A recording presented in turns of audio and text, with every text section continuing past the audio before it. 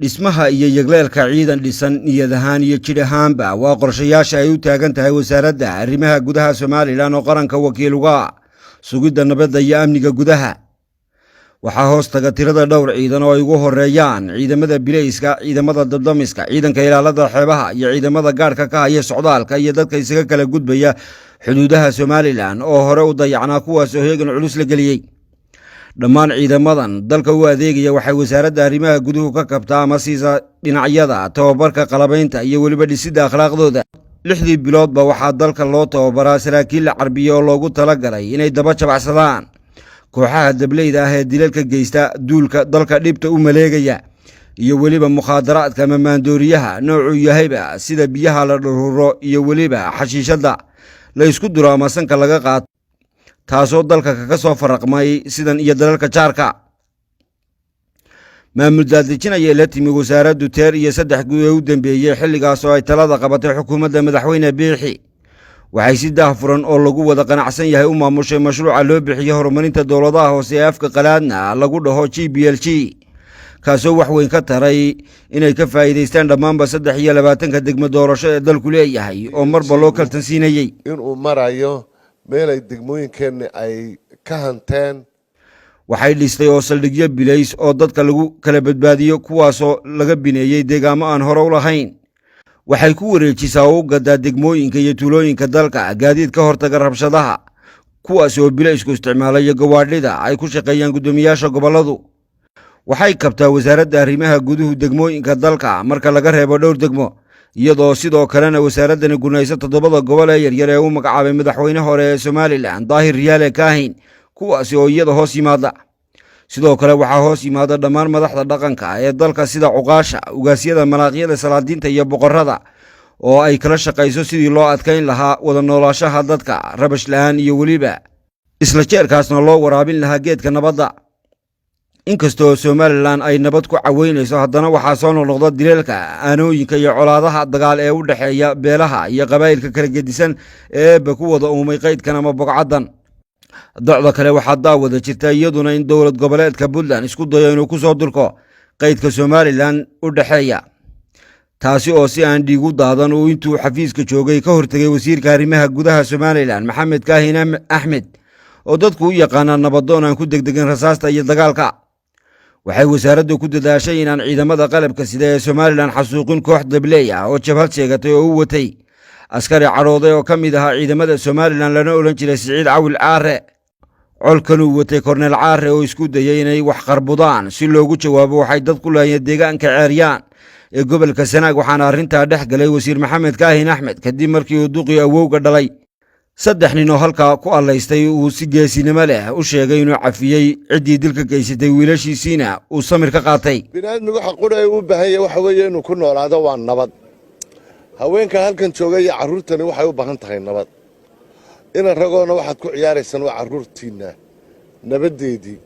khasaaro badan baa ka dhacay colaadan labadiinna qoysa walaalaha ah. maanta meel fiican bay maraysaa. waxaynu u baahannahay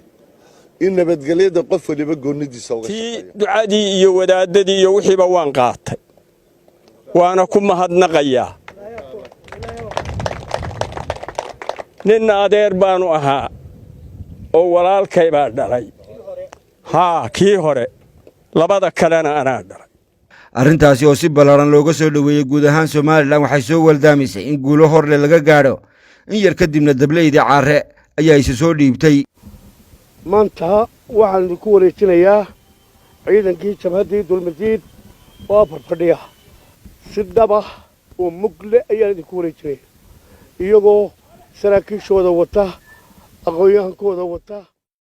wasaaradda oo garanaysa waajibkeedu kamaysan jawaabin dhammaan dadkii taageersanaya madaxdii dhaqanka ee ku eedeynaya in Korneel Caare laga khaldan yahay, isna uu jidkii roona hayo. deganaanta, dulqaadka iyo hayinimada mas'uulka haya xilka wasaaradda isla markaana talinaya ayaa kala jaajaad ah lagu tilmaamay. markii la cafiyey Korneel Caare dalkana laga musaafuriyey, waxaa iyaguna isku urursaday buurta Siraadley koox kale oo iyana sheegtay inay ka soo horjeedaan Somaliland, kuwaas oo hub iyo saanad ku urursaday buuraha galbeed ee gobolka Sanaag. halka waxaanu kaga dhawaaqaynaa jamhad la magac baxday xaqdoon wasiirka umuuraha gudaha Somaliland oo garanaya nabadda iyo colaadda labadaba wuxuu kabayladay sidii uu soo dabaali lahaa duulkaasi cadhooday waxayna qubeen hubkaysiteen maadaama uu hor fadhiistay ninay ku majeerteen hayin nabadda yaqaana annaka arrinkanaynu imika halkan hayno nabadgelyaa loo baahan yahay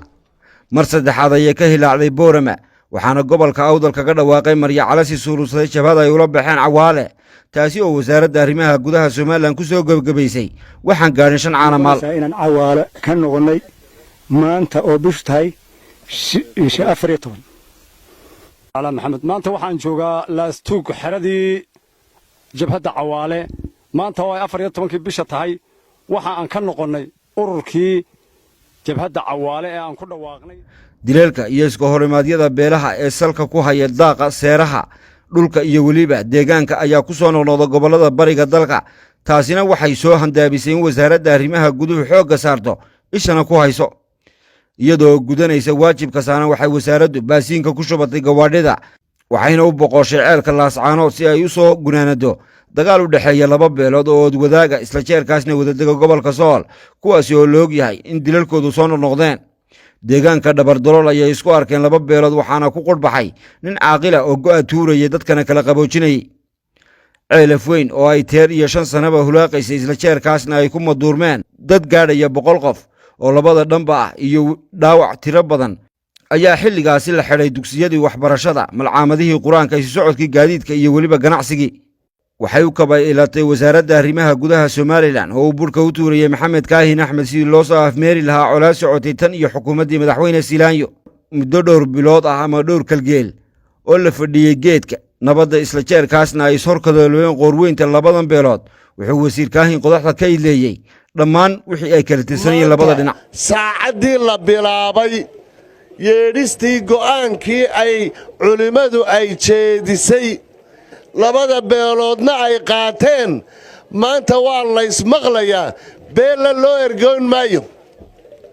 beella la fari maayo ciidamada qalabka sida ee Somaliland ee kala duwanina waxay amar ku qabaan ciidan allaaliya ciidankii la arko inuu meel hub la soo galay in xoog lagu isticmaalo docda kale waxaa la qabo ku naf waayay caaqil Allah u naxariistay u guntaday shaqaqo ka dhacday beeye macaan oo ka tirsan Berbera taasi oo ku dhaxmartay beelo halka wadadega taasoo ay wasaaraddu mar kale soo afgoysay sidoo kale wasaaradda arrimaha gudaha Somaliland oo horkacayay wasiir Maxamed Kaahin Axmed waxay u guntaday sidii ay dadka ugu wacyigelinayeen isla jeerkaasna tallaabooyin loo qaadi lahaa markii uu soo baxay ifilada xanuunka 20 midla gugii 2020 oo sida ugu dhaqso badan oo aan babaxaya hawlwadeenno loogu talagalay in ay maraan oo wacyigelinta dadka ay gaarsiiyaan dhammaan gobolada iyo degmooyinka dalka reer Somaliland waxaa hawlgalaya 62 gaari iyo 186 qof intaas ayaynu ku soo gabagabeynaa daawada qaybtii koowaad ee barnaamijkeennii aynu kaga hadlaynay waxqabadka wasaaradda arrimaha gudaha barnaamijkeena labaad waxaynu ku soo qaadan doonaa taariikh nololeedka wasiirka arrimaha gudaha Somaliland Maxamed Kaahin Axmed intaynu ku kulmi doono barnaamijkan la mid ah waxaan idinkaga tegaynaa nabadgelyo